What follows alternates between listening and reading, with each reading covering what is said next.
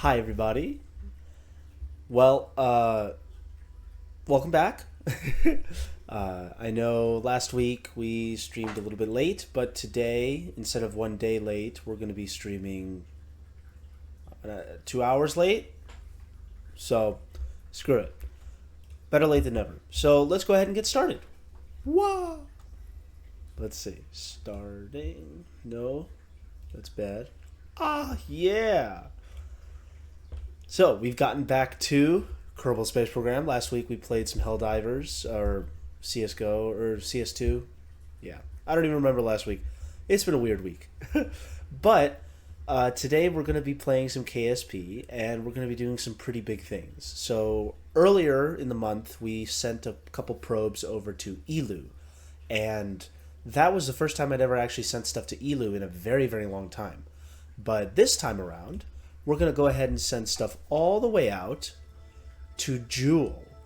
And that will be in preparation for some manned missions that we will be taking to Jool. For the first time ever, we will be heading to the various moons of Jool and exploring that planetary system. You know, it's something that I've always wanted to do, but never gotten around to it. And, I've done it here and there. You know, I've sent some people there, but never in a concerted effort to actually send people to the surface of something like Val or Lathe. I think I've sent a couple people to Lathe, but, you know, those Kerbals, they were there on an extended vacation. So this time, a not so extended vacation will be planned for these Kerbals. Hopefully. We can hope. Anyway. To make an effort to make sure that this is not an extended vacation, we're going to first take down the... Oh, crap. Hit Windows there. We're going to go ahead and take down the volume because it's a little bit loud. And we're going to look at this beautiful sunset. Oh my gosh. That is a beautiful sunset. Sun going behind Kerbin. We've got a beautiful view of the moon over here. And then Minmus is somewhere in this direction, I think. Oh, there it is. Right there. I don't know if you can see it, but it's right there, that little speck. This spacecraft, though, is going to go to a farther speck. A speck in the starry night sky that we can't even see right now because I don't have distant object enhancement installed, which is a fantastic mod if you decide to get it. Now, we have 343 meters per second of delta V on this stage here, and 4,800 meters per second of delta V on the primary stage. So we're going to go ahead and jettison this, I think. I'm not sure. If you're watching, go ahead and put it in chat whether you think I should get rid of this stage before starting the kick to Jool or not, because I intended for this to be a kick stage, but obviously the rocket that I took up didn't have enough delta V to preserve the delta V in that stage. So we may just have to get rid of it. But before we send everything out, we can go ahead and check out what else we have. So we have Leviathan Jool number 1. That's going to be heading towards Jool. We've got Astra Vantage Station. Oh, that's something else I should show you guys. So, in my efforts to, you know, build some cool stuff to show on stream, I've decided to start building a space station in low Kerbin orbit. Low being a relative term, because this is still at 100 kilometers, which is not high, but yeah, I mean, it's low, but not low as in, like, parking orbits like 70 or 80 kilometers. I decided to make this Vantage Station because I just wanted to build something in Kerbin orbit that seemed kind of interesting. And it's going to be massive. We're going to have huge arms coming off of this. These are 5-meter parts, not just standard 3.25 or 2 meter or 1.25. You know, these are huge parts. And this is kind of a prototype for the station that I think I want to send out to Duna once we actually get into a transfer orbit around Duna, which will be in a significant amount of time, probably around here, so almost a year. but we'll get there. And this station will be kind of the prototype of what I want to send out. The other prototype is the smaller station that we have in operation, the Barbenheimer station over at Minmus. And over here, we can come see it over here. Did a little bit of station keeping and making sure that everything is all right over there, but we've got lander here. We've got a crew of 7, I believe. Let me check. Got 1, 2, 3, 4, 5, 6 brave Kerbal astronauts flying around and just enjoying the view. And a couple of them actually, I think, went down to the surface. Yep, over here. Set on year 8, day 186. Oh, that was almost a year ago. But, you know, yeah, we went down. We enjoyed the time there. And, you know, they've been doing a lot of science aboard. Let's check and make sure the science is actually doing... Yep, we've got transmit research available. And we've got this over here. Observe plant growth. Plants gravitate towards Minmus. How is it possible with Minmus's minuscule gravity? No idea. We're going to go ahead and transfer that via... Oh, what? Will render this module inoperable. Restoring functionality will require a scientist. Are you sure you want to continue? Yes, we do. Transmitting science. 100%. 12 science added. Yay! And this is now an inoperable... Oh, let's go ahead and clean the experiment. 30%, 40%, 50%. Let's see. It's not taking any electricity or anything, so... Alright, something to put in the back brain of the knowledge pool. You know? That sentence made no sense. I'll just admit it right now. I'm going to turn on this... Oh, wow. No observational science to be done. Sad.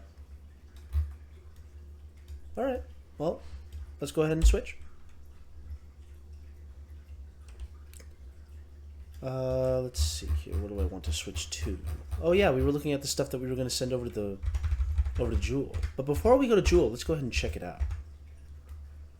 Wow. Isn't that pretty? Oh man. Maybe we can get out to Paul. I don't know if we can get out to Paul. Val, Tylo, Lathe. These are crazy. You know, we may actually need to launch individual Leviathans for each planet. I didn't want to, but I'm starting to think that that might be our only option. Because these antennae, I don't think the antennae on the squids are powerful enough to actually reach a Leviathan at a different orbit. Leviathan Extreme. Okay, so we've got on the Leviathan Extreme. That's got 2 landers, each one capable of landing on the surface of Tylo. Now, it's going to be a crazy, crazy landing, but I've already tried it out and it works, so that'll be very exciting to watch. We've got Leviathan Jool 1. We've already seen that. Leviathan Jool 2. XS2. We've got Leviathan Jool 3. And that is it. Interesting.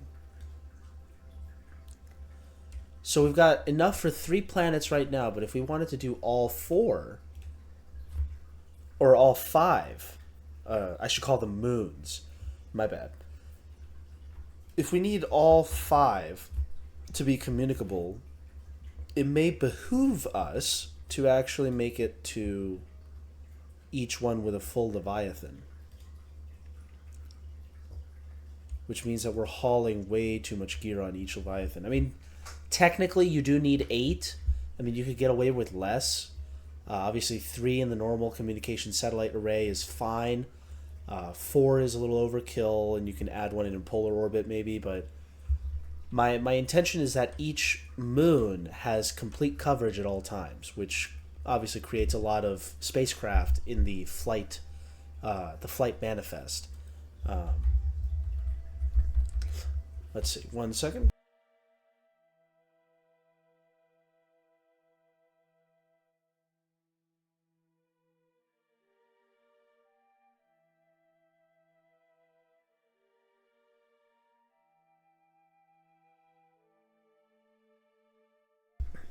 Okie dokie, we're back.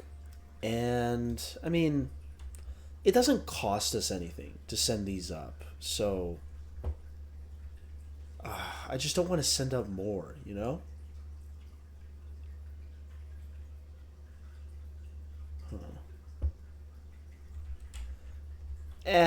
Let's do it. We got time. We've only been in here for about 13 minutes. So, screw it, right? Let's try it. Maybe I should have gotten some water too. Alright. Now, one of these days I do have to back up my save. You know, sometimes you can have faulty saves just because there's so many. What is this? Leviathan Light? Wonder what's in here. Did we make a smaller one?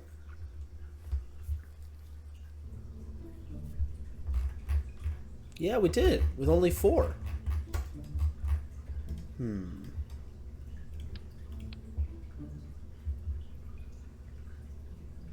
You know what? Screw it. Let's send these. I mean, they're small planets. We're not going to be sending too much to them anyway. Yeah. So, rocket looks good. Let's go ahead and send a couple of these up. It's only 2, so, you know, only 2 launches, which is fine.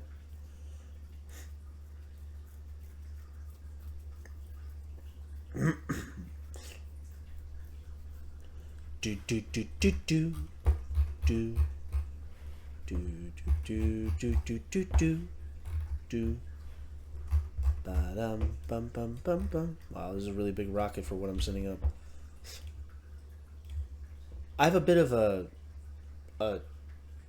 OCD thing. I mean, it's not OCD. Obviously, I don't have OCD. I don't think I'll have OCD, but I don't like it being too high. It visually looks weird. Also, these are really big boosters for what I'm sending up.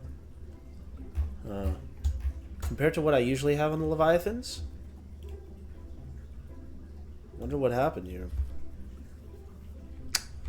Yeah, this is just a normal booster with no... Okay, yeah, let's just do that.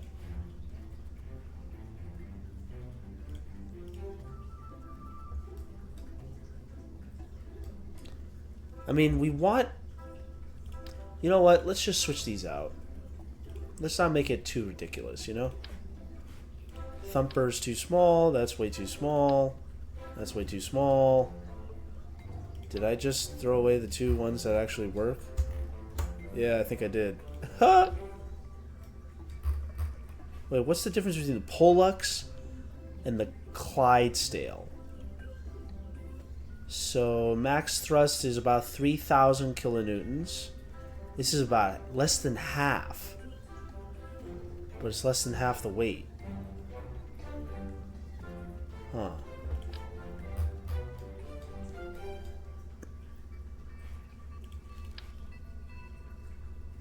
The Thoroughbred is a fat one.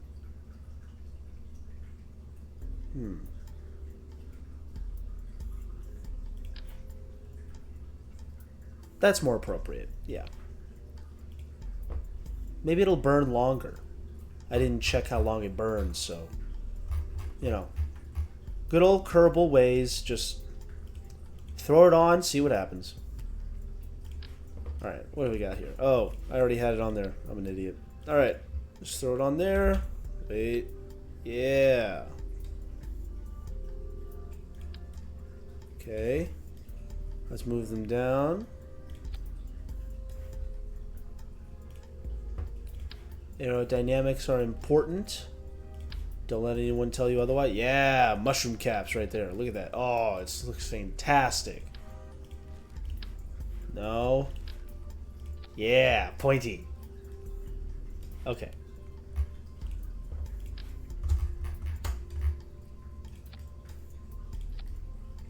Okay, that looks good. And let's just make sure they're in the correct spots. Yep. Yeah. Always check your staging, boys and girls. Always check your staging. Yeah, this looks good. Save. Let's go ahead and launch a couple of these, and then we can send them all out to Jool. I've got my statistics for all of my processor, frequencies and everything, the hotspots and everything on my side display, and everything looks good. I gotta say, super happy with AMD. I don't know if you guys have heard. I'm a bit of a tech nerd, so I don't know if you guys have heard anything about the Intel fiasco with the 13th and 14th gen CPUs, but if you do have a 13th or 14th gen CPU, beware, especially if you have between the 900 and the 700 series. It's reportedly not affecting the 600s, the i5s, but the i7, 13700K, 14700K, and the derivatives, KS, KF, etc. And then the 13900, 14900K families, non-K, KF, etc., KS, those apparently have oxidation issues. They're apparently having issues with microcode, requisitioning more voltage than what the chip is technically able to take. And it's causing issues where it's starting to degrade the chips at a molecular level, at an actual physical level. The chips aren't able to take the voltage, so they're degrading in a permanent way. So if you have one, beware, because your chip may have degraded and that may be causing instability that is unexplained through any other means.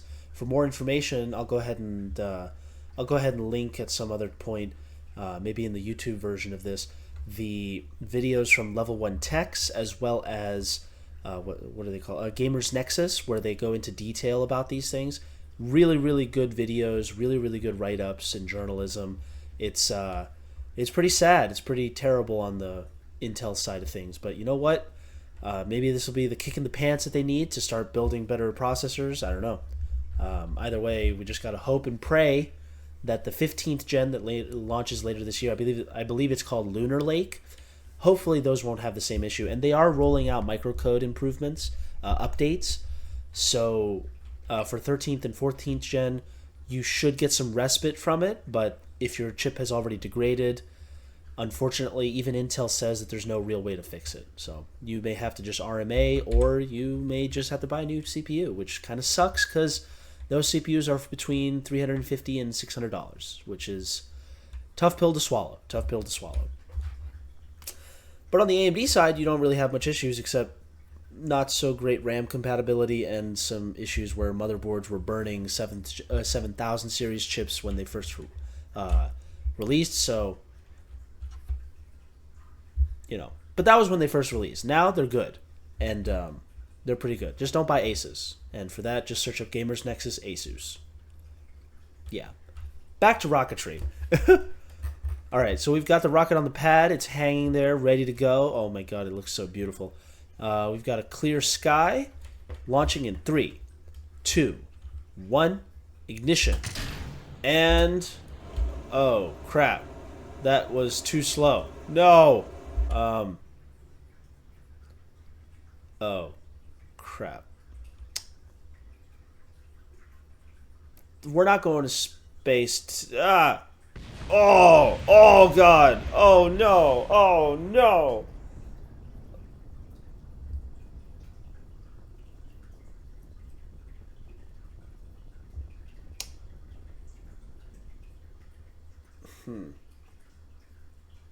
All right then. So, revert. Apparently there is a space company in the UK which just had something similar happen to their test stand and a first stage that failed. So, I guess thankfully we can revert. They unfortunately have to rebuild their infrastructure. So, yeah. Actually, wait a minute. I want to search that up. Let's see. Kerbal Space Program. first stage failure or anomaly. Anomaly. I don't know. Is that how you spell anomaly? Anomaly always gets me. Damn. First stage anomaly. Rocket UK. Engine anomaly suspected as cause of UK rocket test explosion. This is from computerweekly.com, speaking of computers. This was published a few days ago. The Saxavord Spaceport on the Shetland Islands. Rocket Factory Augsburg, RFA. They already have another first stage ready to go. Well, not ready to go, but in their factory, so they should be fine. And they've tested their other engine plenty of times. This first stage engine apparently just had an anomaly that no one really knows what happened, so they're just going to investigate it and then shouldn't have to do anything in terms of design changes. This information, by the way, is from Matt Lown. He does some great weekly space news videos if you want to check them out. Let me just plug him a little bit here.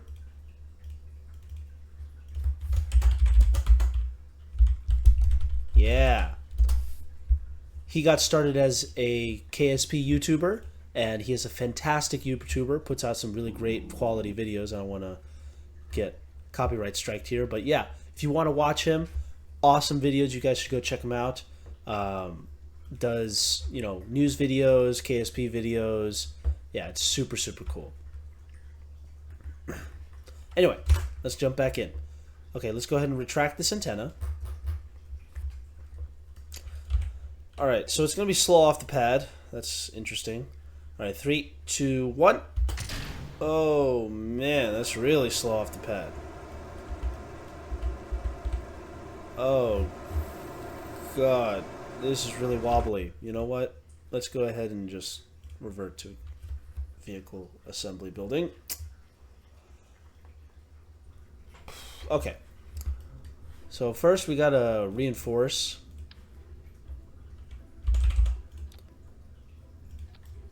I mean, it's fine that it's slow off the pad, right? Nah, we need more boosters. You're right. Thank you. Thank you for suggesting that. So, obviously, we need to stretch this to 4.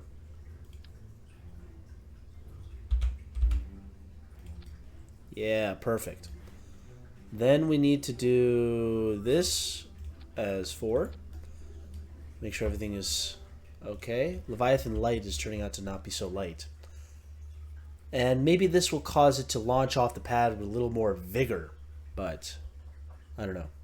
We'll see. Ah, man. Speaking of, extremely fast launchers, you guys ever watch the New Horizons launch with the Atlas V? Man, that thing shot off the pad just super fast.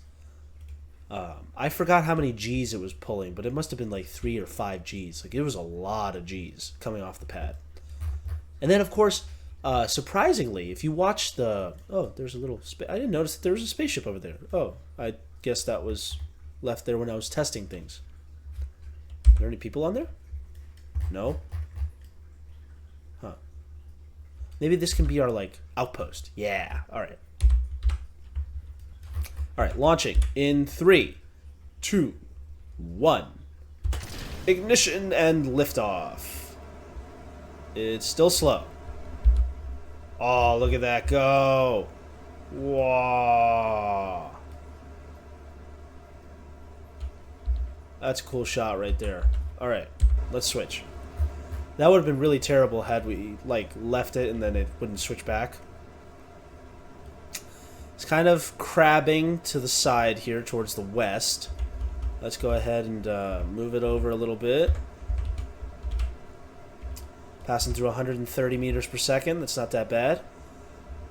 Fun fact, if you multiply by about 2.2, you should be able to get the conversion to miles per hour. So 200, 2.2, we're about 450 miles an hour right now. Going to break the sound barrier soon at around 350 meters per second. Let's go ahead and start our gravity turn a little bit. We can actually check the Mach number here. I don't know where I put it on the panels. Surface, yeah, Mach number. Oh, we're already past 1.3 meter Mach. 1.5. Okay. Oh no! Oh god! Oh no! Oh no! How the humanity! The curbmanity, maybe. Well, I don't know why that's going. Okay, there we go. We're still moving at 0.6 the speed of sound. So that's not great.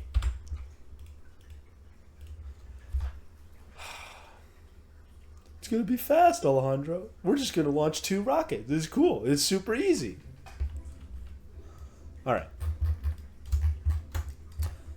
Now, the solution to this is to throw on some, I don't know if they're Oulage motors. They're not Oulage motors. Or maybe they are. I don't know. Okay. Let's go ahead and, yeah. Separatrons. I don't know where these Separatrons are. Yeah, over here. Okay.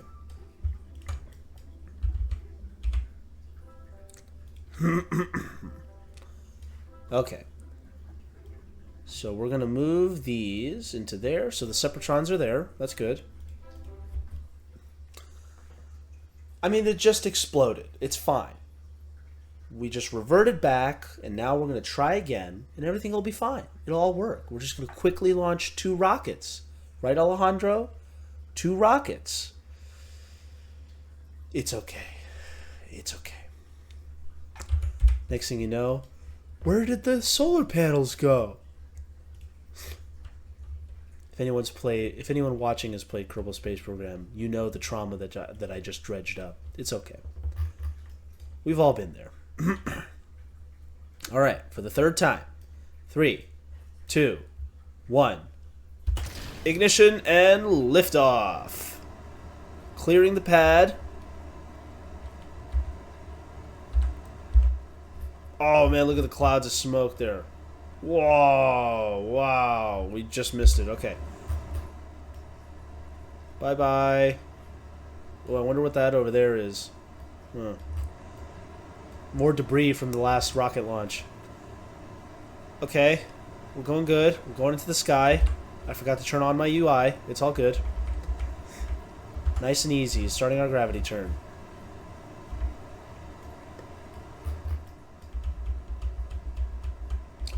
Man, next time, I really gotta start installing some visual mods. I want some of that black rack volumetric mod for the clouds. Maybe some environmental visual enhancements or extra visual enhancements. Alright, so we're past, just blew through Mach 1. Too bad we don't have any Mach or shock cone effects or anything like that. Alright, we're moving a little fast here. This is oddly hot. Okay, let's go ahead and do this here. 3, 2, 1. Perfect. Absolutely perfect separation. Alright. We're not gaining speed as much as I would like, but that's fine. We're at 33,000 meters for our apoapsis so far, as evidenced by the top here. So just watch that. We're at 40 kilometers now for our apoapsis and not growing, or we're growing too fast on the vertical here. Let's go ahead and bowl over there. This is obviously not a standard launch. Okay. We got to get our trajectory much more sideways than what it is right now. Or, you know, maybe I'm bowling over a little bit too much and we're going to lose time doing our circularization burn using the 2nd stage up here. Oh man, it's loud over here by the engines. Okay, we're picking up speed laterally. That's good.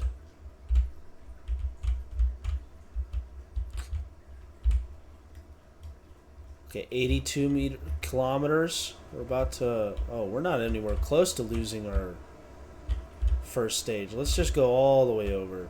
This is definitely what they do in real life. Just throwing this baby around. Okay, we're still gaining altitude on our apoapsis, which is not my intention, but you know what? We have the Delta V to spare, so screw it.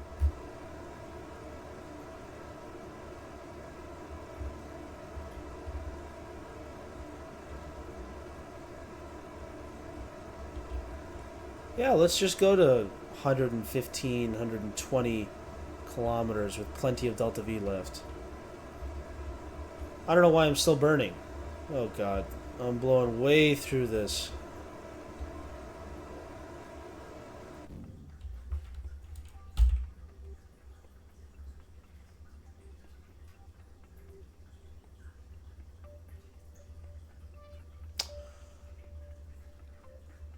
I'm gonna let you guys look at this and just show me what the problem is. Yeah. It's gonna be quick, Alejandro. We're good. It's all good. We're all good. Whatever. Alright. 3, 2, 1. Jettison. Alright. No oulage motors, so we just did that. Screw it. Add maneuver. It's okay. We're just going to add the maneuver. It's cool. It's all easy, Alejandro. There's no... It's just 2 launches. What could be the issue? Alright, let's put it at 85 kilometers. We got a lot of altitude to play with.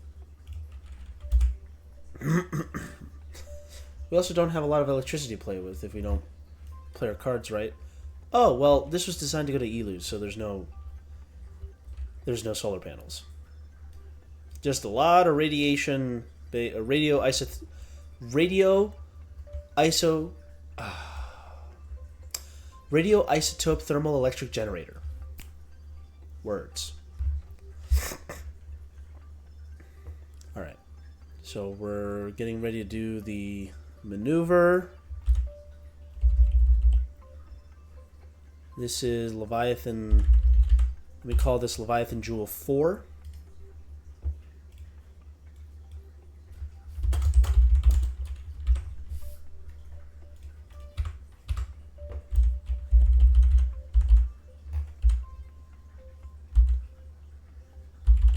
Ah, crap. Missed it.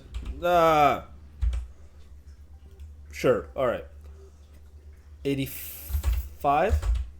Yeah, 85.4. Okay, that's good.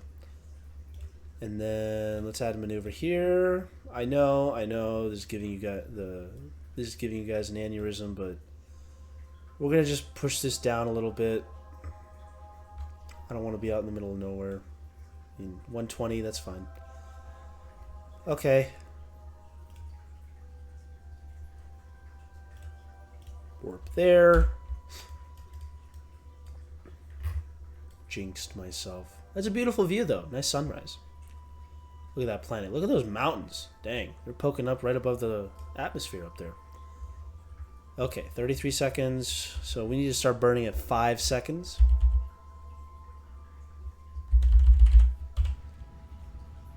Cool. And we're burning precious Delta V to do this. But it's fine. It's fine. It's fine. It's quick. It's fast. It's easy. Alright. It's in orbit. That's what matters. I swear, if I were to hit that revert flight, oh my god. It's all good. It's all good. Alright. So now we gotta launch a second one. And not be an idiot doing it. So, that's fine. We're fine. It's all good. It's all good. Alright. Leviathan Light, launch number 2. I wonder if is it dawn or what is it? This isn't dawn. This is dusk. Yeah. All right. I don't know, for anyone watching, go ahead and put into the comments whether you think this will go smoothly or not. Okay, let's go ahead and do our extend and retract antenna. It always glitches like this. I don't really know why. And speaking of glitches, before we start, go ahead and mark your calendars. We have a momentous evening ahead of us. Polaris Dawn. Yeah. This is a huge, huge mission. So, Polaris Dawn, brought to you by Space.com here. Not sponsoring us, unfortunately. Update 11 p.m. on August 27th. Oh no! No earlier than August 30th due to bad weather. So that's not tonight. No! Oh, I'm gutted. Except for the fact that I'm super excited because that means I get to actually watch it. What happened? Okay. No earlier than August 30th. Read our delay story here. Interesting. I guess we're learning together. We're learning together. This is what it's all about, guys. Blah, blah, blah. So Friday, guess there's no plans. So by the way, this mission is designed... so this mission is a historic mission. Polaris is being put on by sorry, my brain. So Shift 4 Payments is a method of payment online, and it's an online tech company that was spearheaded and created by a guy named Jared Isaacman. Jared Isaacman is now starting to do some space tourism stuff. He was the guy behind the super amazing Inspiration 4 mission, where we had a few people go up, civilians, and it was the first time that a civilian crew had been trained and sent up in their own spacecraft to do scientific experiments, to just be on orbit for a few days. And that included a prominent... crap, I completely forgot her name. See, massive brain farts right now. Inspiration 4. I can't believe I forgot her name. I met her. Oh my gosh. So Jarek Isaacman here on the far left, and then top right, oh my gosh, her Cyan Proctor, Dr. Cyan Proctor. She was an amazing woman, a teacher for a community college. I think out in Arizona, and I actually got to meet her. She's an amazing space communicator, did some art that got her into the competition to be part of the crew of Inspiration 4. And she got sent up as part of this crew, and they did some really cool experiments, data gathering, and for the first time ever, they had this dome put on top of the spacecraft. So you can see here... Oop, wrong one. Yeah. Oh, I guess you guys can't see it here. Wrong one there. Man, I'm just flubbing all of this right now. I can't really show... Okay, here, give me 1 sec. So, let's see. Just make sure that there's no...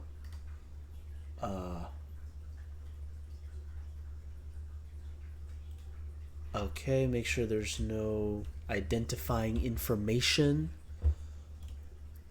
And Inspiration 4. So here is the crew. Here's the desktop view. So here's the crew. Awesome crew. I guess you guys didn't see it, but Jarek Isaacman here on the left, and then Dr. Cyan Proctor over here on the far right.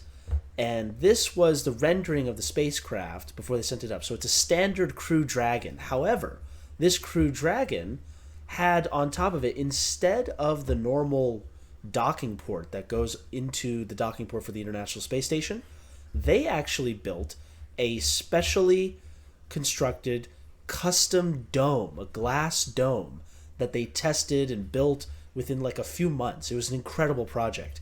And this is how it looks on the ground. Just incredible. And there's Dr. Proctor just looking through this glass dome. And here's a picture again of it in space. And here's another picture of it. Oh my God. It's just a beautiful, beautiful construction. And here's another photo from inside of the capsule. Just super cool. I hesitate to say whether it's the largest piece of uninterrupted glass ever sent into space.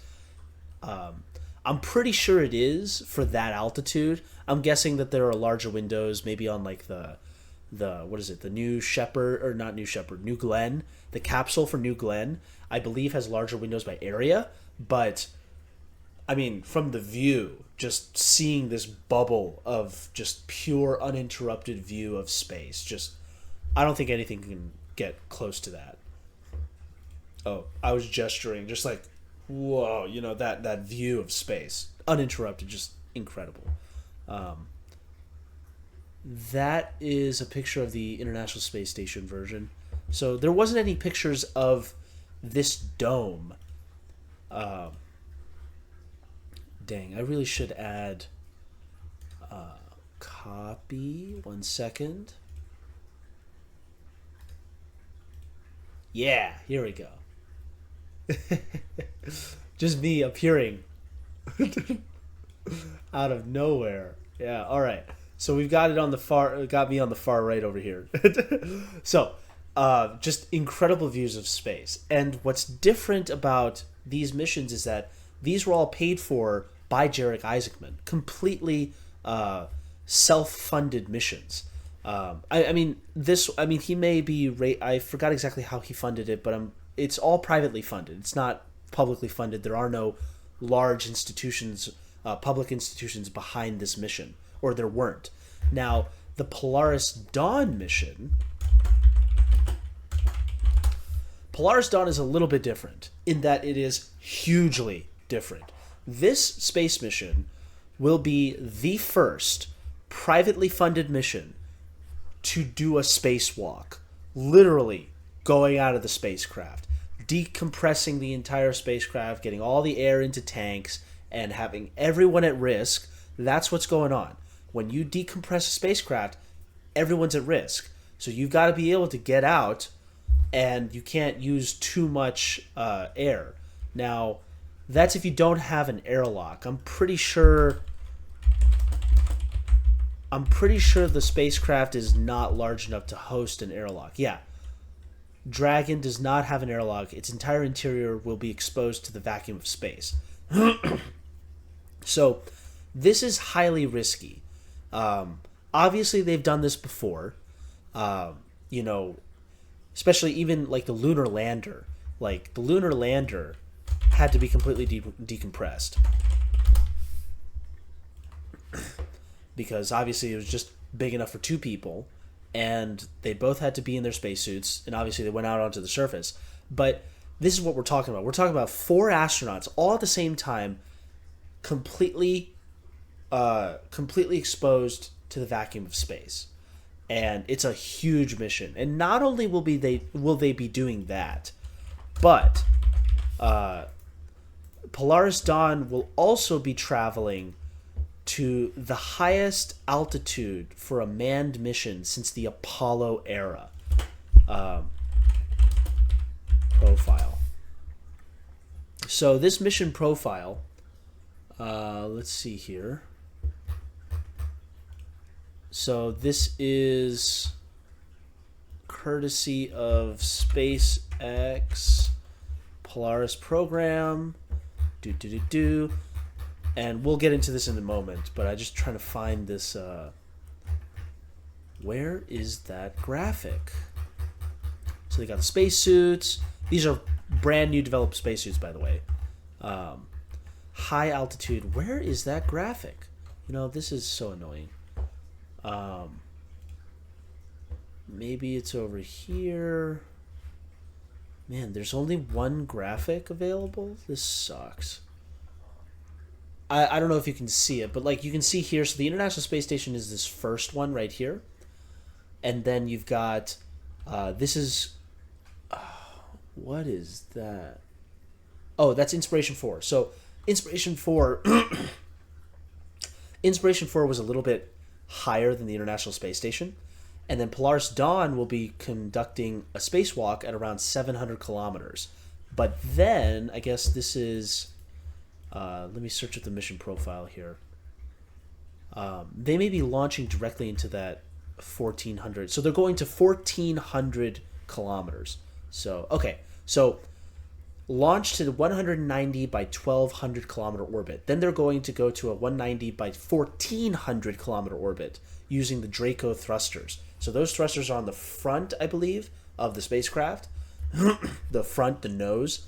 And then they're going to lower it after spending some time at 1,400 kilometers to a 190 by 700 kilometer cruising orbit for the spacewalk. Now, that's a pretty high orbit for a spacewalk, not going to lie. That might be the highest altitude spacewalk in pure vacuum. Not on the... Obviously, the moon is the highest altitude.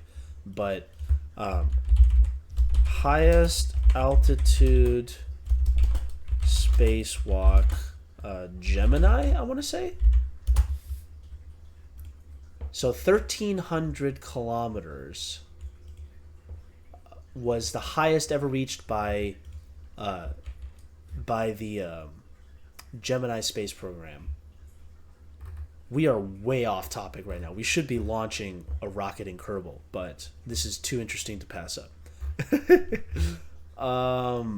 Objectives. So the spacewalk. Let's see. Where did it go? Objectives, blah, blah, blah. Spacewalk. There we go. Direct ascent, blah, blah, blah. Highest altitude spacewalk. So maybe that was the highest altitude spacewalk.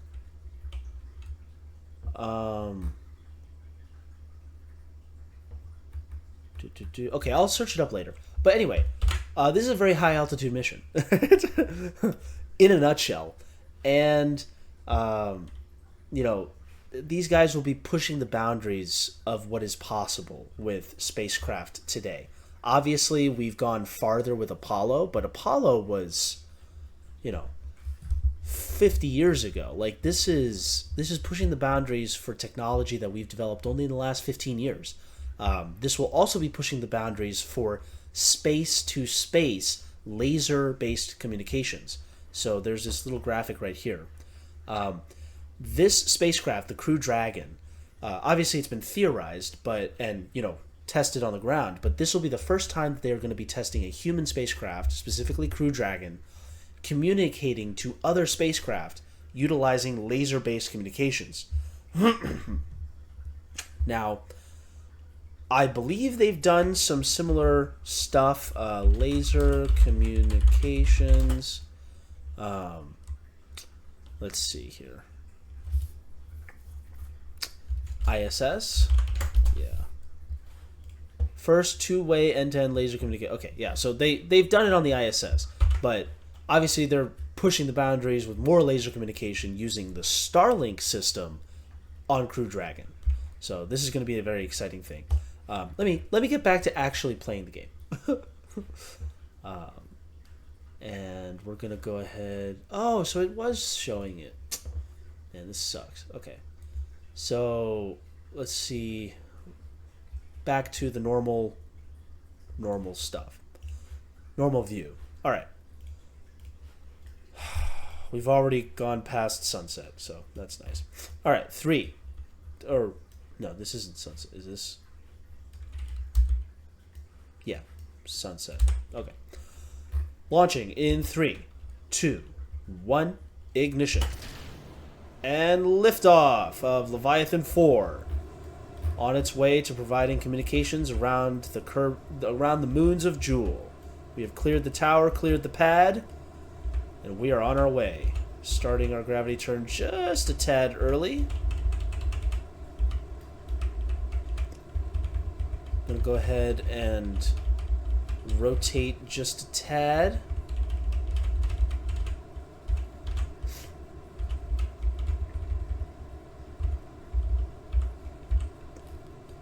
All right, we're moving pretty quick. We're losing We're not gaining lateral velocity fast enough, but you know what? That's fine. Picking up speed, that's what matters. May have started our gravity turn a little bit early. Definitely started a gravity turn a little bit early, but that's fine. That's fine. We're okay. Oh, we've reached the point where we can see above the mountains, see the sunset. Okay, keeping our gravity turn going. Oh gosh. Come on.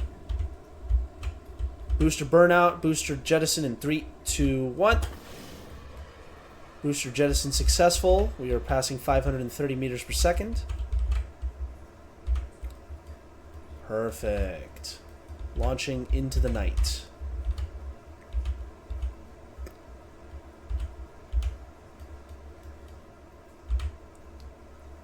Apoapsis passing 28.5 kilometers. We're passing through 700 meters per second. We are passing through 25 kilometers in 3, 2, 1. There we go. All right. Getting some heating on the forward sections. That's why we have the aero shell, boys and girls. Look at that. Airstream protective shell. Wow. Yeah, we should be at a higher altitude by now, but oh well. Gotta burn off some of this Delta V in this first stage so that we don't end up like last time. Still got 1,200 meters per second, which is plenty, to be honest with you. We may not actually need any assistance on the second stage. We may be able to just jettison. I mean, this is almost a single stage to orbit. We don't want too much junk, though. All right, 85 kilometers in 3, 2, 1. We overshot a little bit. Okay.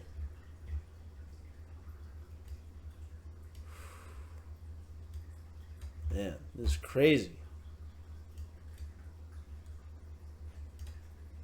We still have plenty of Delta V left in this thing. 650 meters per second. How many meters per second do we need to circularize here?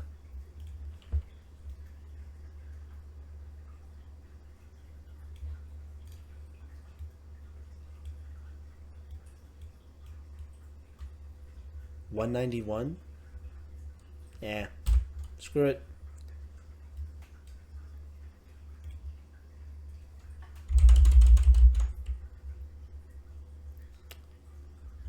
There's no sound coming from KSP right now. It's very odd. Usually you'd have music. There we go.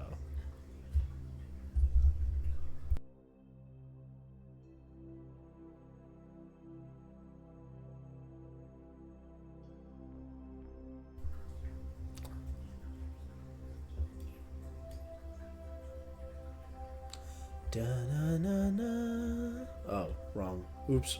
Right,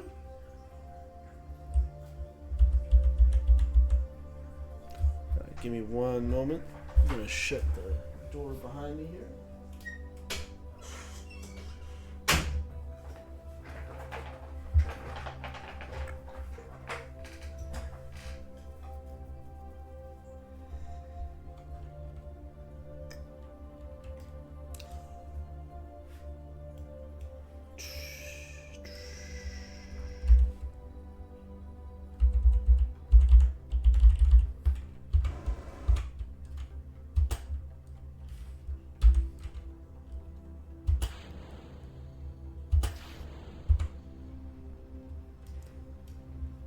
That was a little weird, but we got through it. Okay. Kind of tumbling here. All right. We are in an 85.7 by 88.1 kilometer orbit. Leviathan 5. It's gonna be easy, Alejandro. We're fine. We're fine. Yeah. So anyway, Polaris Dawn. I guess it's not launching tonight. Very sad.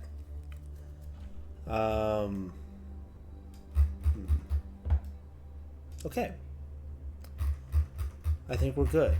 So we've got 5 in orbit. Let's go ahead and open up this antenna. And let's get started in the greatest journey that we have yet to start. So we need this to be about at the 90 degree, about a 100 degrees in relation to Jool. We have 28 days until the maneuver nodes for the ELU probes. So that gives us just enough time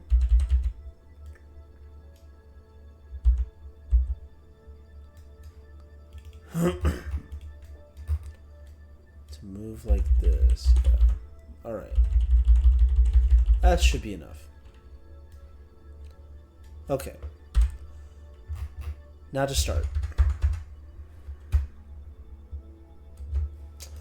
This is it. This is the big one. This is where we start putting our knowledge to work. And it would help if I knew when to stop hitting tab. Alright.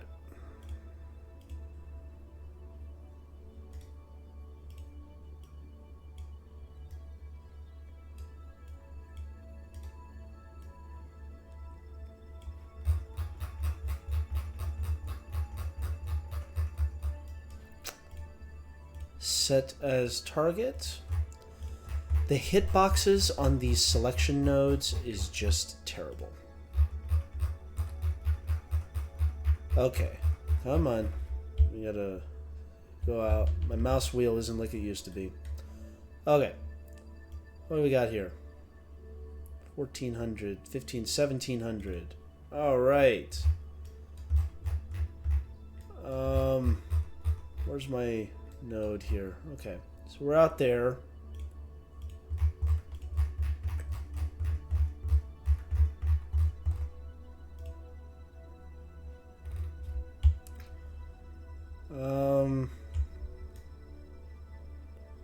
I believe we're a bit high. Oh, it would help if I actually selected the target. Okay, so we're at 1.3 degrees. That's not fantastic.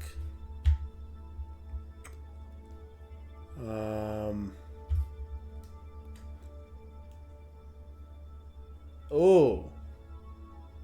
Man, look at that. We got an encounter. The gravity, by the way. So if you ever try to attempt one of these Jool transfers, you don't even need to get too close. The gravity of Jool is so great that you can just pick it up pretty much instantaneously.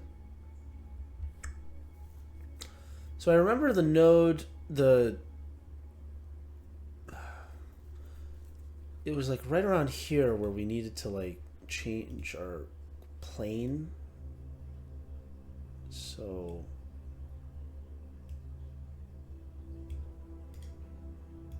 okay, 100. We're under 100 million.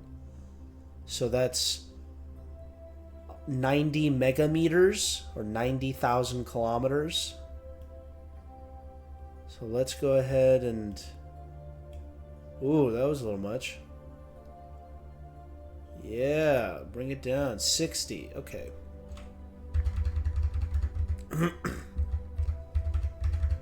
Let's go see Jool. So, wow, look at that. Alright, we're coming in retrograde there.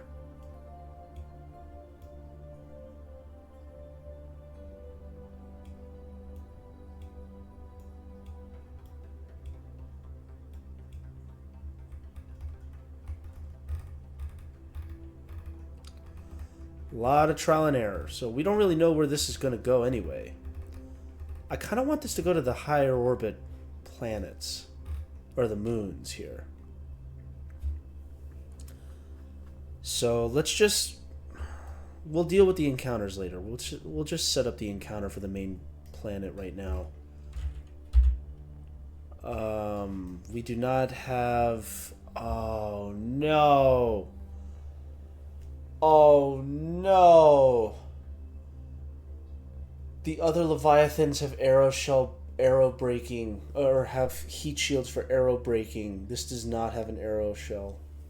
Oh my god. So we're gonna have to come in hot. Whatever. It's cool. We're okay. It's fine. It's cool. It's all good. It's all good. Alright. Let's just go ahead and send this on its way. So we're at Leviathan 5, right? So... yeah, Leviathan 5. Got plenty in the kick stage for this, so we've got plenty of Delta V, I think, hopefully. Maneuver... nah, let's do it freehand. Alright, so we got 1.5 minutes of burn time, so that means it's around... so 1 minute, 24 seconds, so that's 30, 40, 42 seconds to burn.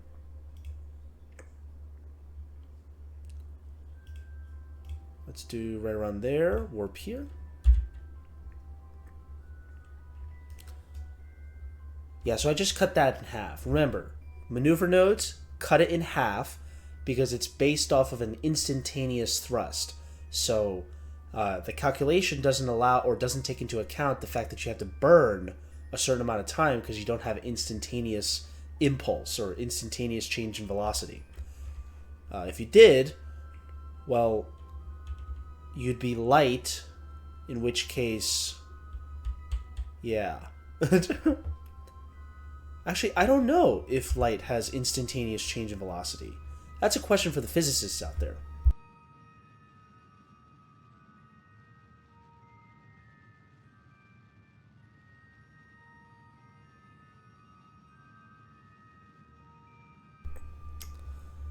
So we're just burning, burning, burning. I may have started a little too late.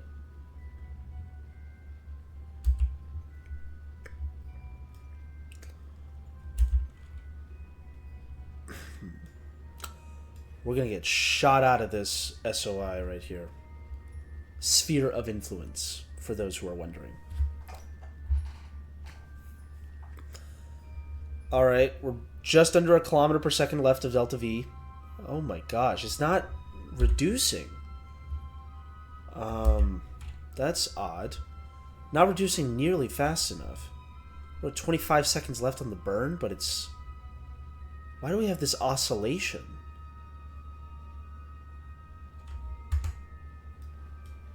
Maybe fine controls will help fix it? No. I'm getting more of an oscillation. This is very weird. Okay. Changing or jettisoning that stage. Yeah, we've got this massive oscillation going on. I have no idea what's going on. Okay, jettison those. Do I have these secured? Maybe the reaction wheels? Yeah, maybe the reaction wheels are running on these, which is causing it to not understand what's going on? I don't know. This is taking away from what I should be enjoying, which is the fact that we have completed our burn maneuver.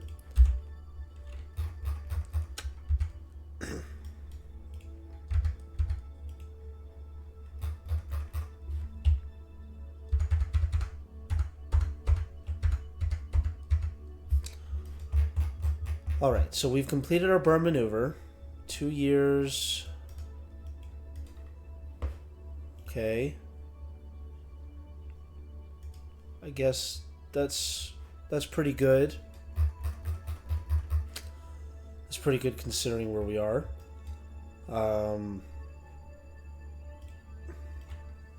Set as target. Interesting. It isn't calculating my my plane difference. Must be a glitch. Usually calculates the difference in the orbital planes, but I guess it's just not doing that today. Patched Helix decided to take a smoke break.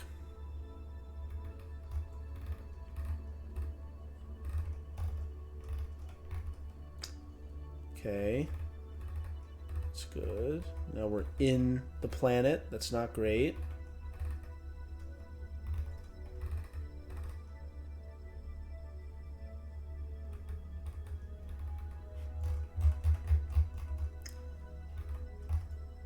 Perfect. I like that. We'll be able to cut down on the periapsis later on, but this is a good maneuver node to keep. Let's go ahead and add... create an alarm in 20 days, 1 hour. 20 days... event margin by 20 days, 1 hour, 16 minutes.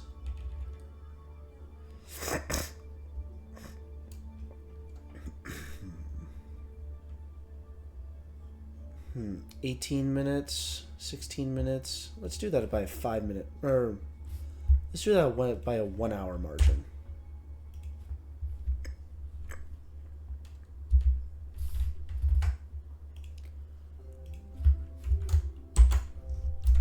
Leviathan, crap. Leviathan Jool 5.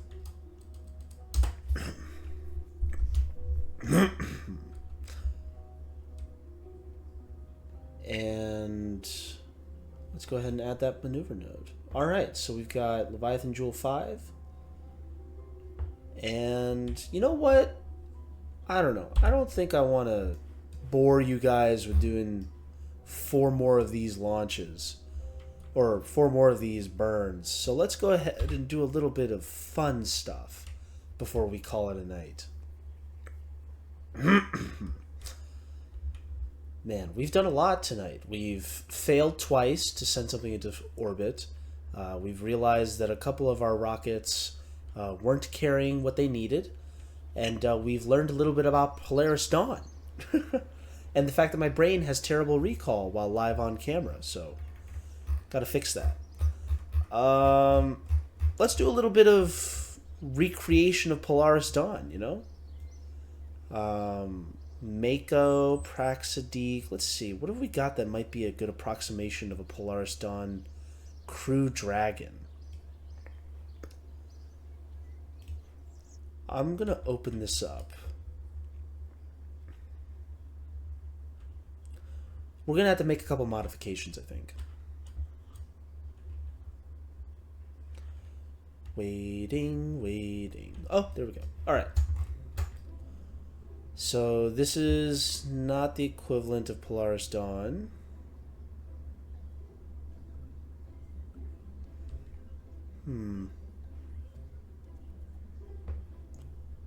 Interesting. I see it called Astra Vacuum, but it has a heat shield on it. Sometimes I wonder whether I actually name things, or if I just come up with random things and put words together that don't mean anything. Alright, Astra Atmo. Let's see what this is. Interesting. Astra Vac. Okay. Well, this doesn't fly. Alright. Let's go with the Mako as our base. Let's remove these. We don't need those.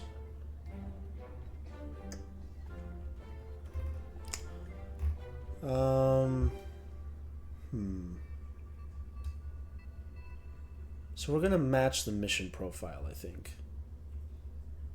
Yeah, this is fine.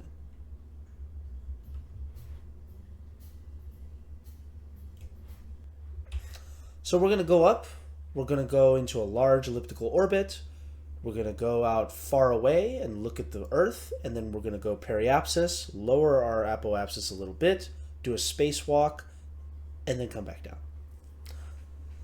and we're going to hit the same altitudes. So it will be a much more impactful look here because the planet is about a tenth the size of Earth. So it'll look a lot cooler.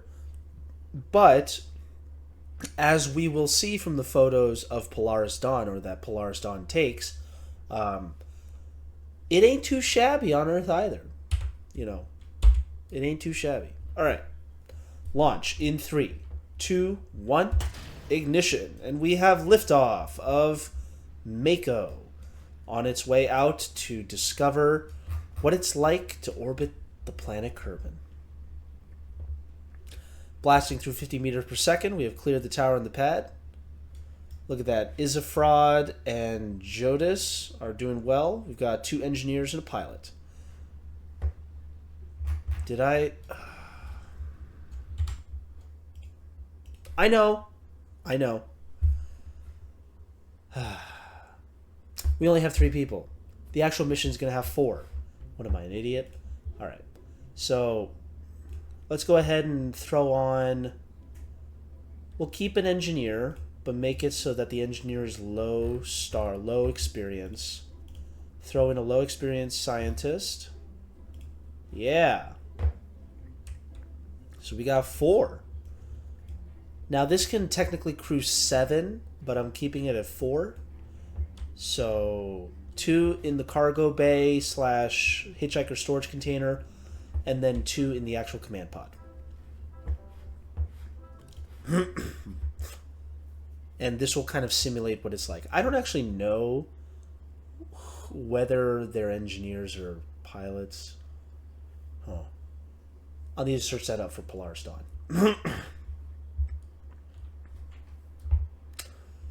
All right, so this is the last bit. We're almost there. We're almost there, guys. Launch in 3, 2, 1. Ignition and liftoff. Beautiful. Getting off the pad a little bit slow. We've already cleared the tower. Look at that. Beautiful. Passing through 60 meters per second. We've got a little bit of a crab going on to the left.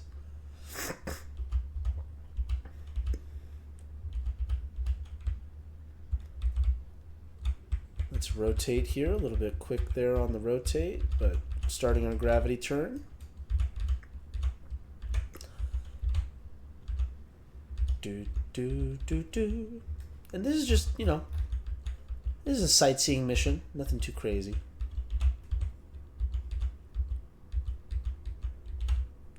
Got to keep that gravity turn going here. Try to hit 45 degrees by 10 kilometers.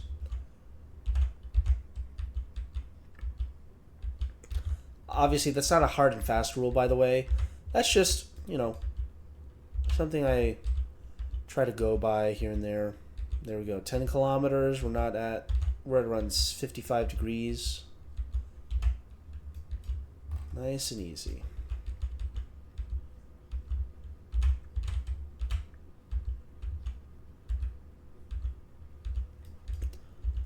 Man.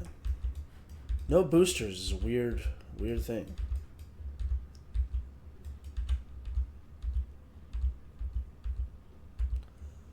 First stage jettison in 3, 2, 1. Oh, perfect. Ooh, no. Getting caught by the air there.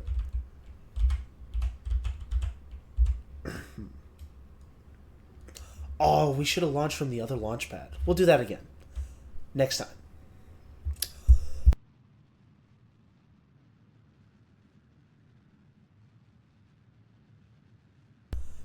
We may have started our gravity turn a little bit early because we're already at 32 kilometers and below 20 degrees of inclination here.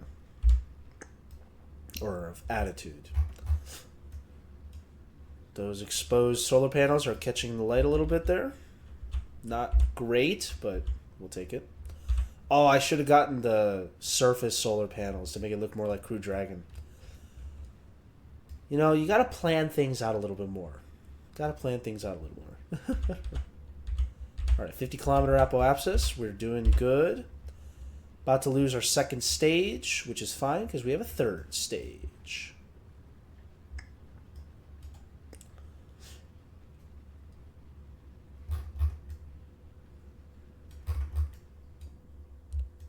Second stage cutoff.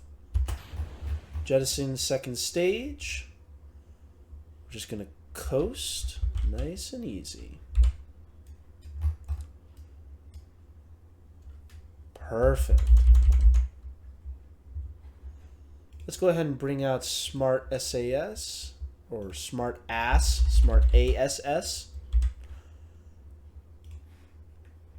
Shunt it into prograde. Now we can open up our solar panels.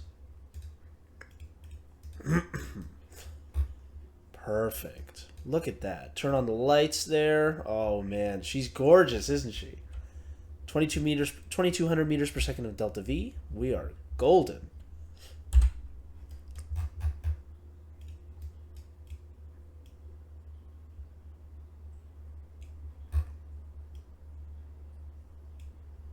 Okay.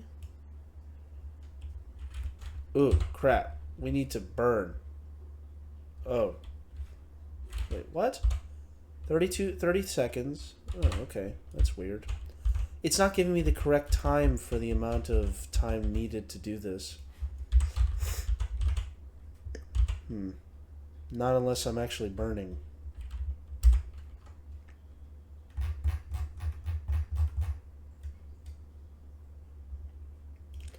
You know what? We're going to do it live. Prograde. We are currently at an altitude... Oh, crap. Wait, our apoapsis isn't much higher than 59. Oh, that's weird. I guess I didn't look at the apoapsis. Okay. Apoapsis still needs to be clearing 60. Okay. 61. No, 70. My bad. Oh, 89. Okay. So we're at 58 kilometers for the periapsis. We're still technically in orbit, but that's fine. We're now pretty much, or we're still technically in suborbital trajectory, but that's fine. That's fine. We're also not high enough for the normal time warp to kick in, so we're just gonna have to sit here. Oh, it's so annoying. We have a lot of delta V though, 1800 meters per second. We need to do a bit of a plane change, but that's too complicated. We'll just stick with this. And this is now this, oh gosh. Man, I really jinxed myself. It's easy, Alejandro. It's super fast. That's what I should call the video version of the VOD version of this. It's easy. It's simple. Definitely not going to take forever. Underneath 69 kilometers, nice. The time warp is limited to 4x time warp, so now we're having to watch as our apoapsis is shaved from 87 kilometers down to 80 kilometers and dropping. Because we are currently in atmosphere. You can tell from this little needle up here that we're not actually out of the atmosphere. Even though surface level we're 64, 7, 5, 6, 7, 68 kilometers above. Alright, turn on SAS there. Still can't time warp. 69.4. 69.2. No. Okay, we're in orbit. Okay, we're at 70 kilometers. Come on. Yeah, there we go. Perfect. Alright, from here we should be able to do it. Okay. Smart ass. There we go. Prograde. Watching as the sun slips below the horizon. Ignition. Raising the periapsis. Periapsis at 70 kilometers. Let's go ahead and raise to 1,400 kilometers, baby. Woo! But let's wait a second. Alright, right here. 1,400 kilometers right above the planet. Look at that. Leviathan 5. Absolutely screaming out at almost 3 kilometers per second. Incredible. Alright, we're burning, burning, burning. 350 kilometers. 390 kilometers. 400 kilometers. Man. Now, as I said, passing 700 kilometers now, so we'll go down to 700 kilometers later on. So 1,400 kilometers in the Kerbin system is a very high altitude, and it looks really, really high because this is 1/10 the size of the normal solar system. This planet is, I believe, 600 kilometers wide. Then our planet is a full... Let me just make sure I get the right number here. Earth diameter... 7,900, 8,000 miles, so that's around 12,700 kilometers. So it's a lot bigger. So 12,000 kilometers, that's all the way out here, yeah. So the diameter of Earth would be larger than the orbital diameter, or the orbital... Oh, no, that's the radius. Oops. Okay. So the Earth would be like around here, I think. Yeah, would be this diameter. Because the radius is 11,400 kilometers to the moon. So the radius of Earth is, what, 12,700 divided by 2 is 6,350, so 6,350 kilometers. So 6,350 kilometers is like around here somewhere. I'll have to check. Let's go ahead and warp over here. Oh, look at that. Sunrise. Look at the planet. Wow. Now, it won't look as great from Polaris, but it will, or as small as this when Polaris goes up, but it will look incredible when Polaris does go up. It'll be incredible. Look at that.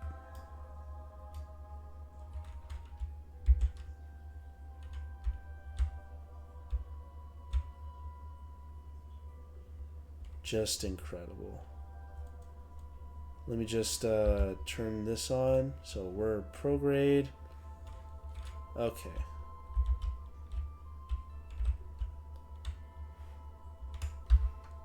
Got the music going on in the background. It's beautiful, isn't it? And let's throw in a spacewalk, right? What? Well, it won't hurt. All right, who's the scientist here? All right, we got Barbin Kerman. And we got NZ Kerman. All right, NZ. You ready?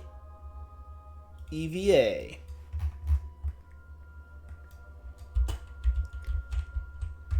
Now, one thing that's different here, ever since Bruce McCandless used the EVA, well, I don't actually know. Let me see here. Who was the last one? So back in the day, NASA decided to use a jetpack as well, and it's called the crap, I forgot what it's called. NASA Spacesuit Jetpack. The Manned Maneuvering Unit, the MMU. So the MMU was last used in 1984. Bruce McCandless. So Bruce McCandless, I believe, if I am correct, holds the record for the person who was farthest away from a spacecraft. This is Robert L. Stewart. So this manned maneuvering unit allowed you to do basically what I'm doing now, which is just jetpack around outside of the spacecraft. Now, obviously, this looks super cool, but it is so incredibly dangerous. Like, anything goes wrong with that manned maneuvering unit, you're toast. You're just floating out in space, completely untethered, and there's basically no way of rescuing you unless someone else has a manned maneuvering unit. And then if they break down, both of you guys are floating out forever into space. So obviously these days on the International Space Station, they don't use manned maneuvering units untethered from the station because that is extremely dangerous and there's no point in having that risk. Now, would I do it? I mean, I would not tell anyone. No, I wouldn't do that. to my ground controllers. But if it was part of the mission, I would lobby heavily to be that guy who gets to fly around space. Because, you know, what a way to go. What a way to go and have that be on your epitaph, right? Just died flying in space, completely untethered, just like George Clooney in Gravity. Maybe not the best way to go, you know what? Because, I mean, you could turn on the nitrogen and kind of make yourself pass out. But, like, either way, super cool. Super cool. Even though that's really morbid to think about. Anyway, so yeah, here we go. Look at that. Just flying around. There's the moon. Oh, man. There's the sun. Wow. Let's put down that visor there. Oh, yeah. Look at that. That is a photo shoot right there. So pretty. Okay. Time to go. Let's gather some EVA report too. I've gathered so many EVA reports, doesn't even matter. Alright. Nice and easy. Grab. Board, and we're good to go. Look at that. Alright. Let's see if we can get back to the Space Center. Okay. You know what? We're gonna do a little bit different. I said I wanted to do it just like Polaris, but that isn't fun right now. You know, that's cool for them. Risk mitigation, that's the point. But I want to do something really risky. Landing guidance. Show landing predictions. Alright, so let's see what this does. Straight into orbit. Yeah, there we go. Straight into the... Oh, look at that. Okay. Let's see how close we can get to KSC here.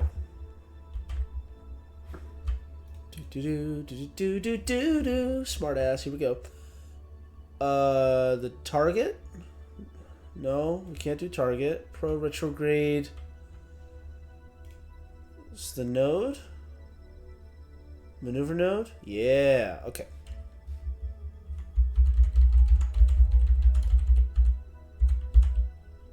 Gotta be careful about time warp at these higher altitudes. You hit it too many times and you're toast. Okay. Nice and easy.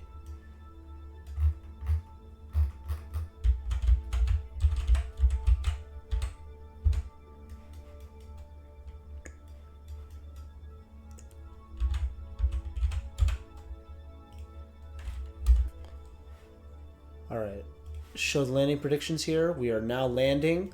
There's no if, and, or buts about it.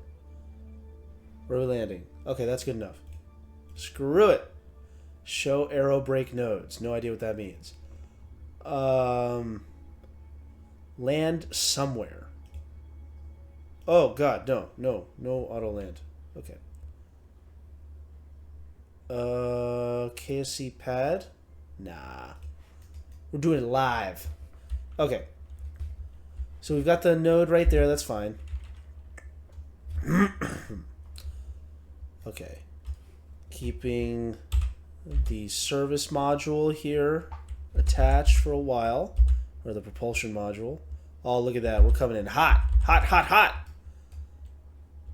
Look at that. It's beautiful. All right. Final preparations. Everybody's ready. Everybody's set. We're going to pull some G's, baby. Woo. Decouple. Let's go ahead and inflate that heat shield. Perfect. Now, turn on smartass. Turn on retrograde or point retrograde. Okay. We're going to go down really fast. Look at that. Coming in hot. 2,700 meters per second. 2.7 kilometers per second. Oh, look at that. She's heating up. All right, we're hitting 1G. Oh, man, explosions. All right, we're pushing 4, 3, 4, 5, 6, 7, 8, 9 Gs. 10 Gs. Oh, my God, we're pulling way too many Gs.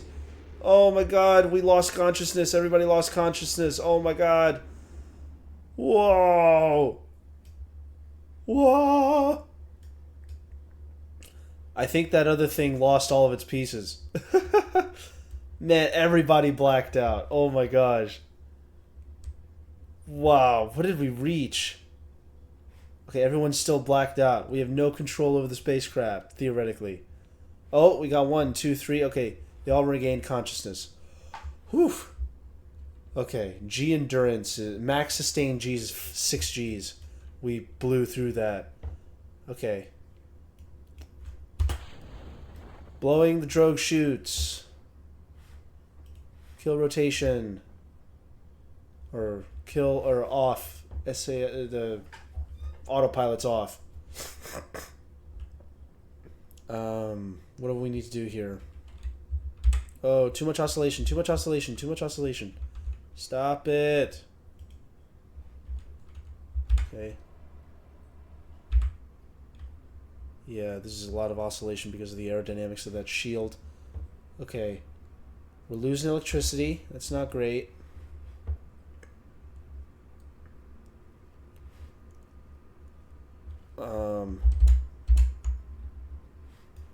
Okay. It's fine. Just a little bit of time warp. We don't want it to go maybe too high. Oh god. We're losing electricity. We're down to 50 units of electricity. It's going to be a hairy landing too. Okay. Those have been jettisoned. Alright. Pray, pray, pray. Oh, man. Okay. Well, that's not great. It's too much drag, so it just doesn't do that. Okay, 3, 2, 1. Jettison main chutes, or jettison drogue chutes. Trigger mains. And that'll float away. Alright. That's good. Oh, man. Wow. That is spinning. So we're at 580 meters up. So the second that hits 580 meters, it's going to... Oh, there's a shadow. Oh. It just lodged itself into the ground. Alright. Cool. Nice and easy. Let's go ahead and cut these chutes. Cut drogue, cut drogue. Alright. So we missed by 13 kilometers. Not bad in the grand scheme of things. Not bad. We can send out a rover to collect them. Maybe we can do that for our first mission. Maybe an airplane. Yeah, we can just send out an airplane. All right. Gear down. Let's go ahead and edit an action group in here for these, because for these little engines. Sorry, the SRBs, Separatrons, my bad, Separatrons. Hitting the spacebar and activating the actual stage is a little bit unreliable, I found, so I like just using the Separatrons on key groups. All right. 3, 2, 1. Yeah. Oh, perfect landing. And we've landed. Whoop! Happy days! 16.6 Gs. Highest G-force confirmed. Wow. Whole bunch of stuff decoupled and exploded because of the heat. That was a 1 hour and 40-minute mission. We went 2.6 kilometers per second. Highest speed achieved. Highest altitude is 1,404 kilometers. Excellent, excellent mission. And with that, I think I'm going to go ahead and call it a night. I don't know. Don't click on that link in the description there, or the chat there. I don't know. I'll have to go check that out. Thank you guys so much for watching. Let's see. Let's switch over to desktop here. And yeah, thank you guys for watching. It's been a great night, and I hope you guys have some fun. We'll see you next week. Hopefully, Polaris Dawn will have launched, and hopefully, we'll have some more information about the chopsticks, and more importantly, Starship. Starship 30, well, not Starship 30, Starship 28, I think. Starship 28 and Booster 11 are on track to launch sometime in the next few weeks. So we'll be watching that intently, and I hope to see you guys when that launches. Maybe we'll do a stream if it's during the correct time. I might be on the way to work, so who knows. But yeah, we'll catch you on the flip side on the next stream of To Infinity and the Fridge. We will be sending some stuff to Jool, sending some stuff to Elu, and maybe making some other landings. So have a nice night, guys. Enjoy.